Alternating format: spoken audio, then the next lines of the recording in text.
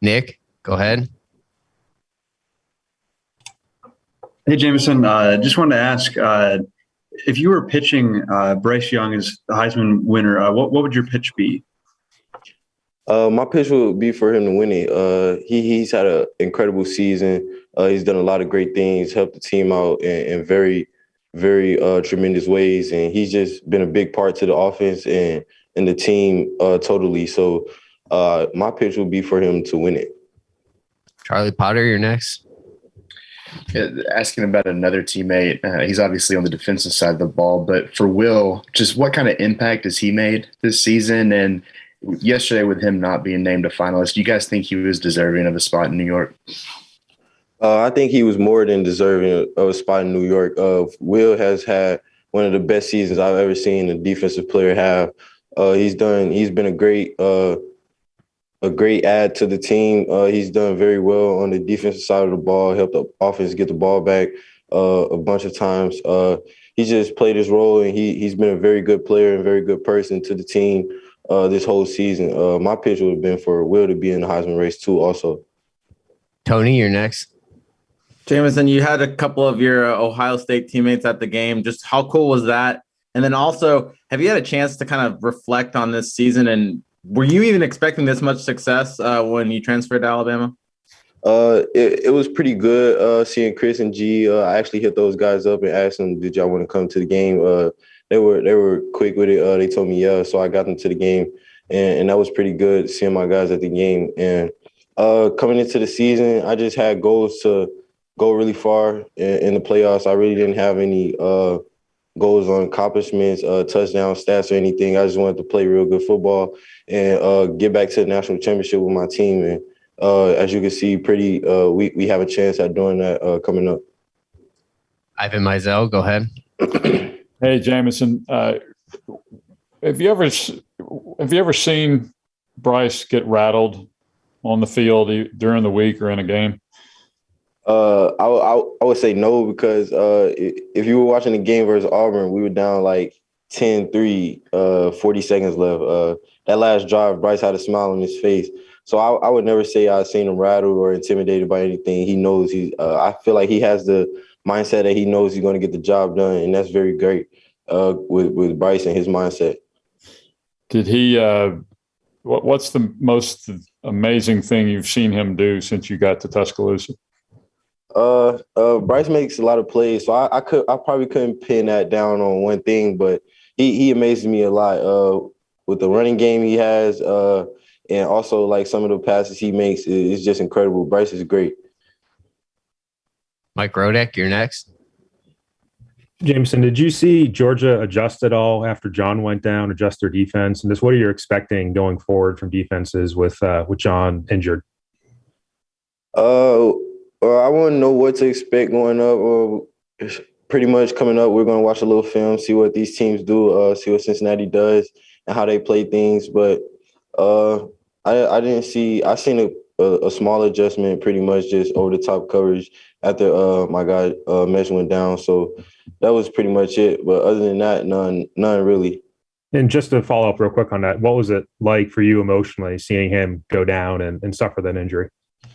It was harsh for me. You know, John, he's my brother.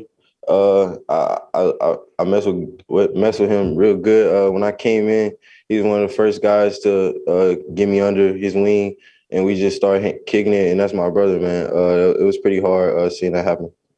Charlie, go ahead. Yeah, another question about Mechie. Just how much do you feel like you yourself have to kind of step up and kind of fill that void as well as the other receivers on the roster? I feel like we all have to step up and do a better job. With Mesh going down, someone like we have receivers have to play a big part in the offense. I feel like all of us have to step up in some type of way, no matter who it is. I feel like we all have the big play mentality. So things shouldn't be very hard because I feel like we have a lot of talent in the room, and we just have to make plays. Tony, go ahead. Kind of a two-parter. What have you seen from both Traeshon and Ja'Cory?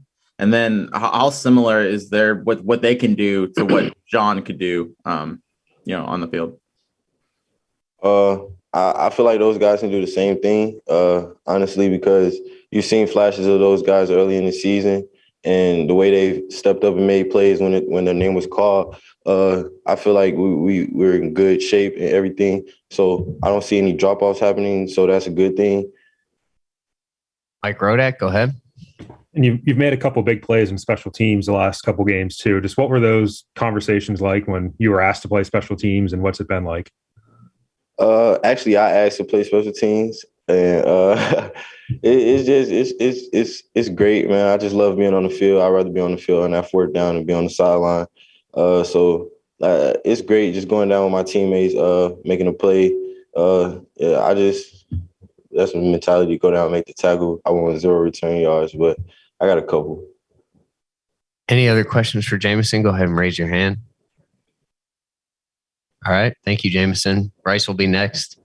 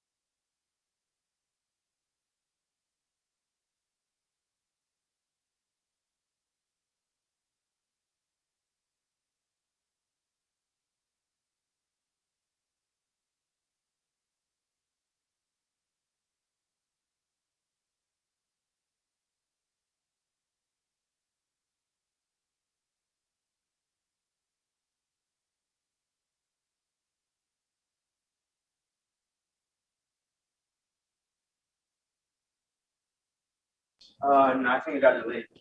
What? I think it got delayed. Remember, I'm not like. And get started with Bryce. Charlie, go first. Hey, Bryce, first off, congrats on being named a Heisman finalist. But when that was announced last night, were you a little surprised that Will wasn't also included? Do you think he was deserving of a trip to New York? Yeah, definitely. I definitely think he was deserving. If you look at, you look at numbers, you look at the production, I definitely think he deserves to be there. It's unfortunate that he's not going to be able to be there. That really sucks, but I definitely think he should be there. Tony Sakalis, go ahead. Just how big has Jameson Williams been? And then also, how confident are you in Ja'Cory Brooks and Traeshon Holden to kind of step up and fill in that role for Mechie on the other side?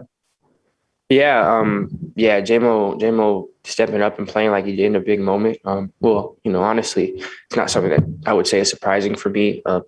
Seeing how he works, he's stepped up in big moments, countless times. So, for him to step up, that's really, that's JMO. So, obviously he's huge for us. And then as far as Ja'Cory and Trey, those are guys I've worked with a lot. You see the work that they put in throughout the week. Guys that I have, tremendous confidence in. Again, they understand the moment. They understand what it's going to take, but they know that, that just means they know that they have to step up, and that's been our mantra, and that's been something that we've lived and operated by. So they're going to get a chance, get an opportunity, and I know they're going to take advantage of it. Ivan, go ahead. Hi, Bryce.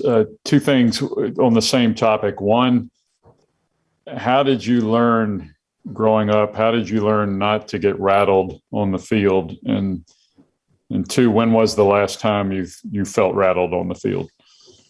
I think it comes to experience. When you start playing athletics, you kind of just, you have to feel everything out, feel your process out. And, for me, I've kind of realized, just how I operate the best and function the best is typically from a more just calm, state of mind.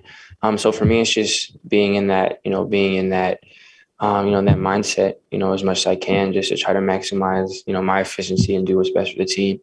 And again, it comes through reps, comes through experience. And then, truthfully, it really comes through faith for me.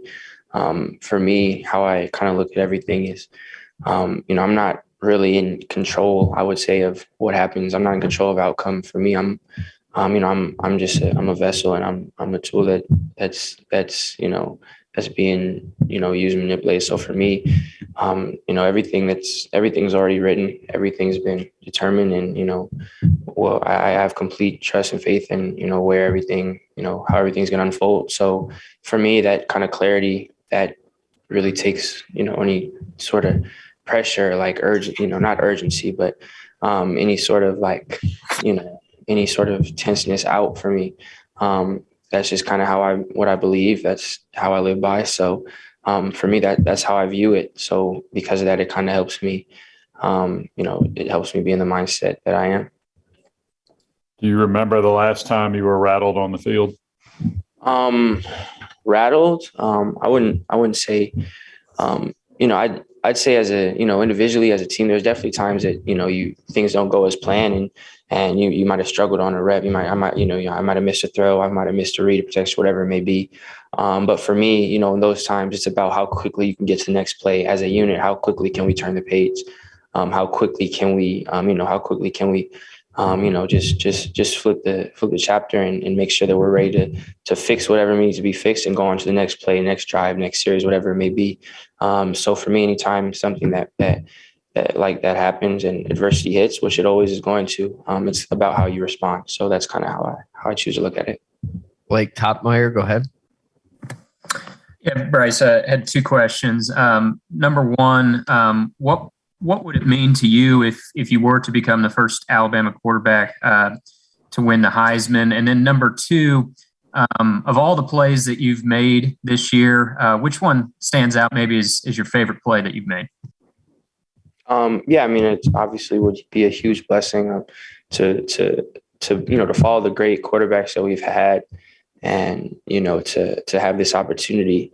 it's a huge blessing and something I don't take for granted. But I also understand, the reason behind it, and that's us as a unit, us as a team. I'm definitely not, it's not just me. It takes all my teammates. It takes the coaches. It takes this environment, just everybody that's involved. Nutrition, strength and conditioning, everything.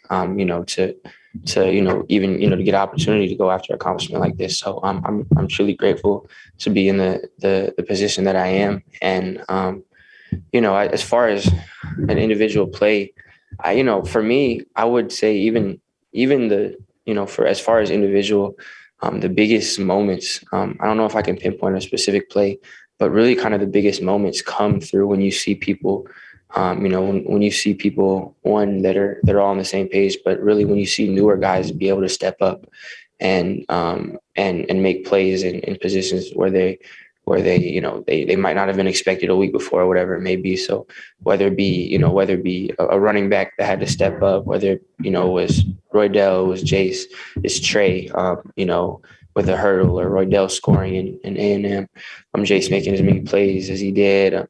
Maybe it's a receiver with Ja'Cory making, stepping up in big moments, Trey stepping up in big moments on a short notice. With Seth stepping up, Dame being pushed into the lineup and stepping up.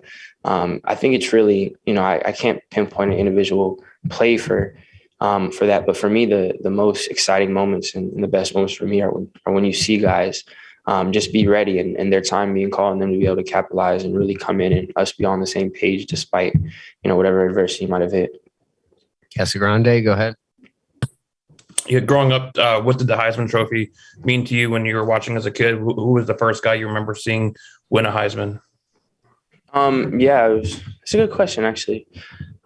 First guy I remember seeing, I don't know if I can pinpoint a specific first. Maybe like RG3. That makes me sound pretty young, probably, but maybe like RG3, I'd say, is that was kind of when I started turning from just it's a brown object going to end zone. It's like, oh yeah, this is actually football. There's, rhyme and reason behind it. So I became more conscious of a fan. So again, to be a finalist for such a prestigious award is a blessing. And again, it takes everyone, for me to be able to have this opportunity. So, just again, being able to be associated as a finalist is a true blessing. Charlie Potter, go ahead.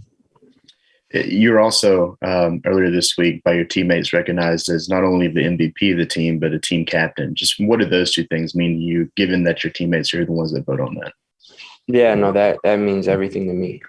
To get that, to get, like you said, the fact that it came from my teammates, it came from my guys, and to be able to have the opportunity to win that award, and also to be a team captain, a permanent team captain. Not a lot of people can have that honor, and that's not something I take lightly at all. I understand, that means a lot to me. That's something I take a lot of pride in, and again, for it to come from my guys, for it to come from my teammates, that makes it exponentially sweeter. So it's definitely a blessing for me and not something I take lightly at all. Hey, Kelly, go ahead. Yeah, Bryce, with the little breaking game action, you get the chance to go to New York for this ceremony. What are you looking forward to most about the whole trip, or just taking that in? Yeah, I'm looking forward to the experience. I'm looking forward to, being around everyone who's up there, being around the other guys that are up there.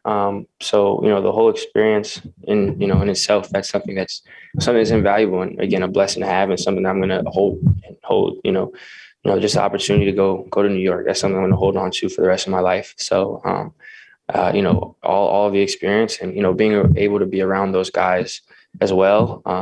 So I'm super excited. We got time for two more. Jeff, go ahead. Spiegel.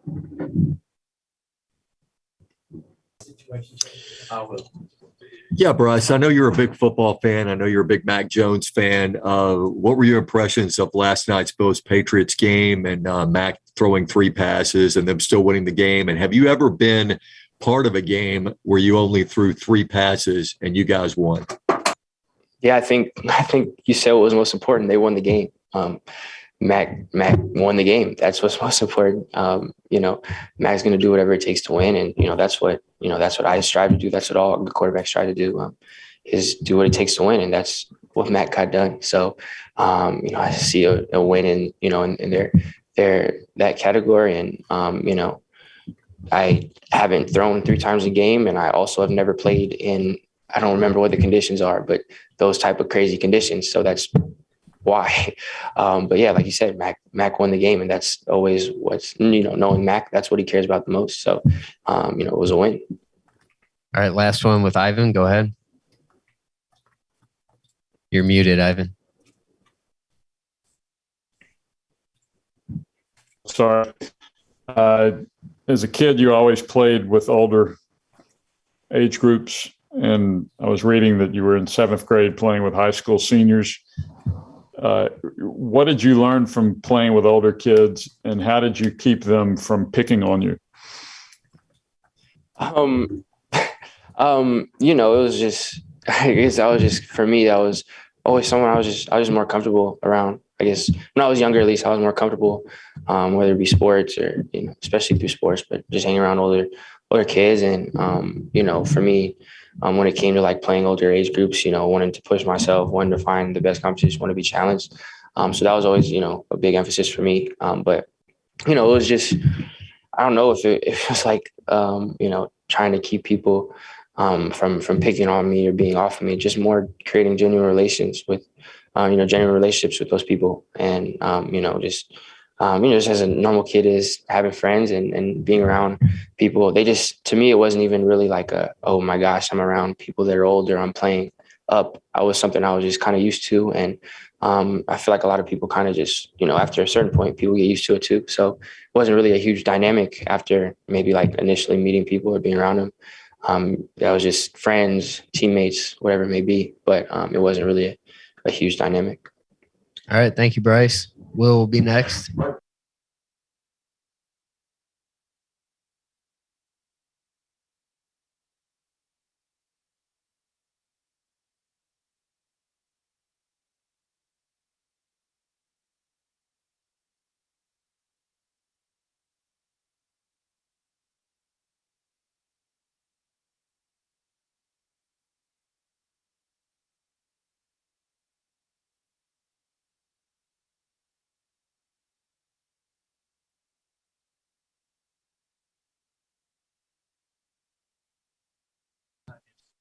All right. First question. Go ahead, Charlie.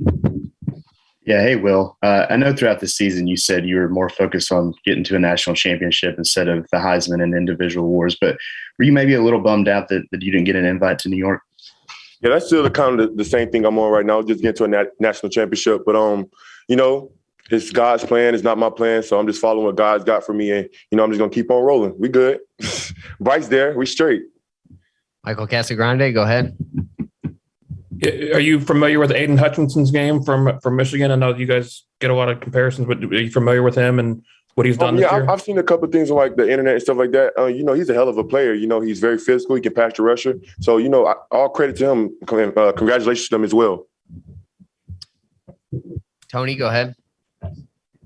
Well, Nick talked about yummy rat poison heading into this game. Is the Heisman snub, is that kind of yummy rat poison for you? And do you kind of want to prove yourself to voters?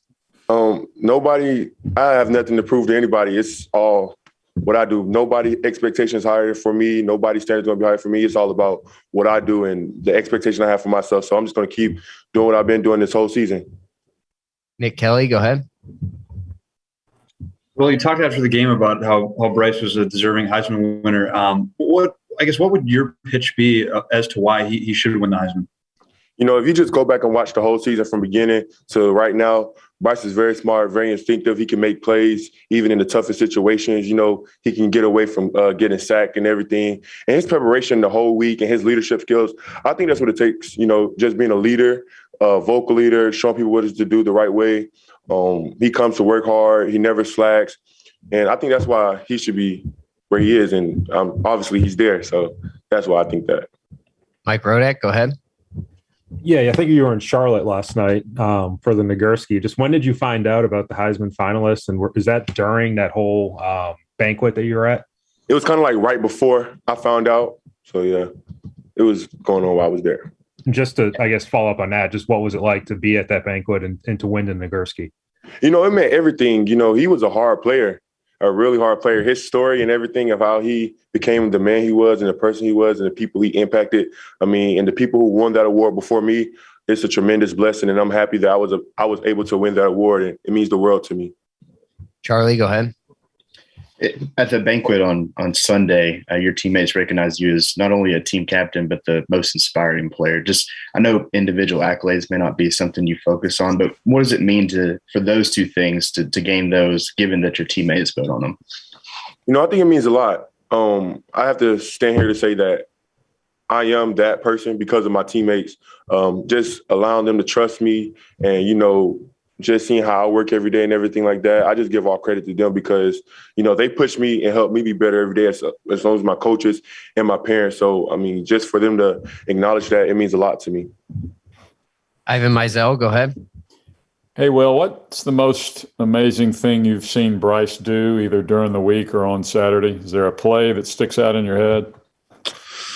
Bryce has so many plays during the week. It's kind of hard because, like, I did an interview not too long ago, and I was telling the media that he has everything every quarterback we see. He can run, he can pass, he can extend plays with his arms, he can do everything. So in practice, you're going to see every type of QB there is in the world, a running quarterback, a passing quarterback, everything. He fakes you out. He makes you jump when you're not supposed to. I remember Coach Saban said something to one of the D linemen. He said it's not basketball because Bryce had made him jump in the air like we was playing basketball.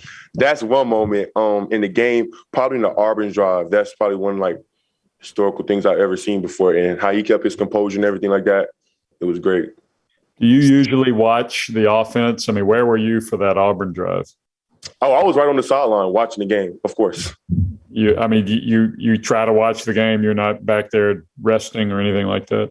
Oh, at this point in time, we was all up watching the game. But if it was just like a normal offensive drive or something like that, we sit down and talk as a defense just to make sure everything's going good. Steven, go ahead. Will, you talked about all the young Bulls that went out there and played their game during the SEC championship. But in practice, what has you impressed the most about Seth Mcgloughlin on the offensive line? You know, I remember Seth from high school. And me and him used to always talk and see if we was going to ever go against each other because he was in the same classification I was. And I always knew Seth had a little scrappiness in him. He wasn't no pushover. He was going to have a little scrappiness in him. And it's still in him. And he got his opportunity to go show the world what he can do. And, you know, I'm super proud of him. He's been doing the same thing since he got here. He's been scrappy. He fights hard and everything like that. So just to see him go out there and be a good dominant center and step in a role at a critical time like that, I'm very proud of him. Tony, go ahead. Well, you've been calling on the defense to kind of show that drive, that improvement they kind of have over the last months. What have you seen? Is this your full potential on defense? You know, it's still room for improvement. But what I can say is we have been playing pretty good defense. And what I was stressing to you guys early this season, I feel like it's starting to click and we're starting to get there. And our best ball is still ahead of us. Casagrande, go ahead. Yeah, too, if I could, have you ever messed up in practice and hit Bryce when he was wearing a Buck jersey? One time, and I've never done it again. One time, we was doing 2-minute drill, and I swore I didn't hit Bryce. But it's kind of hard when you're a passionate rusher and excuse me. When you're rushing a passer and you're going full speed and you're trying to stop, it's like your natural instinct to put your hands up. So I put my hands up one time and he was throwing the ball and my hand came down, I think like on his arm in his hand.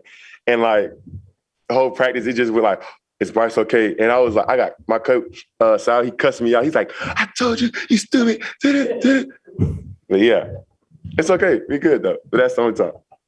So he was okay? Yeah, he was good. He was good. And after the game Saturday, you were pretty fired up. What was that moment like for you when you were doing a Zoom interview? You were pretty passionate. What was that moment like for you? It was very exciting. I just wanted some respect put on our name and remember that we are Alabama. All right. Any other questions for Will? Go ahead and raise your hand. All right. Thank you, Will. That's it for today.